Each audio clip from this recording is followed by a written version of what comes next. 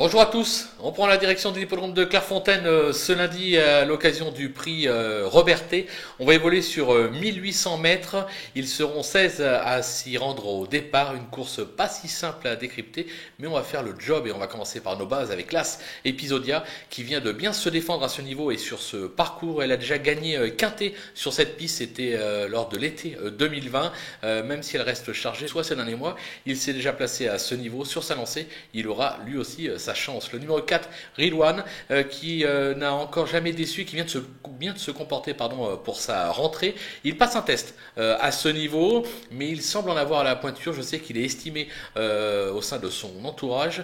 Ne le sous-estimez pas. Les opposants avec le 9 Wood City qui s'est déjà illustré à ce niveau et sa récente fin de course à Compiègne n'est pas passé inaperçu. En forme, il peut espérer brouiller les pistes dans cette épreuve. Le numéro 12 Ladybug qui n'a cessé de s'illustrer cette année mais à un niveau moindre. Elle est prise à sa valeur. C'est un petit test mais moi personnellement j'y crois. Le numéro 10 Mary Sanchi qui est plutôt constante depuis ses débuts mais qui donne surtout sa pleine mesure sur le mail.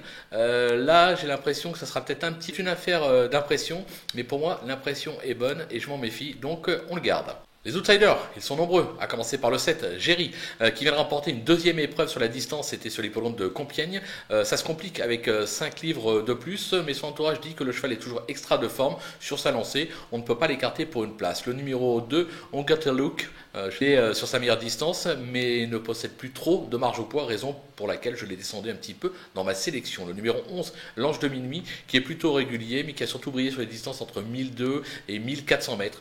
Il vient de bien faire sur un 1950 mètres en province. C'était un petit lot, je ne sais pas s'il faut tenir compte de cette distance, mais je le garde en bout de piste. Le numéro 8, Have Dancer, qui s'est déjà placé sur cette piste, a réclamé, mais qui a toujours échoué en 3 tentatives à ce niveau.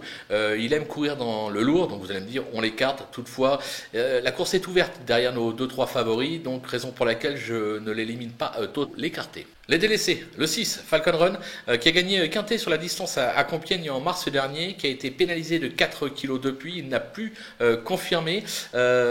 Soul Dancer, ce transfuge allemand a gagné une course pour Jean Clement à Chantilly en juillet dernier, la donne change ici, pas sûr qu'il ait la pointure. Le 15, Valcose, quelques bonnes sorties depuis ses débuts, notamment dans le centre-est de la France.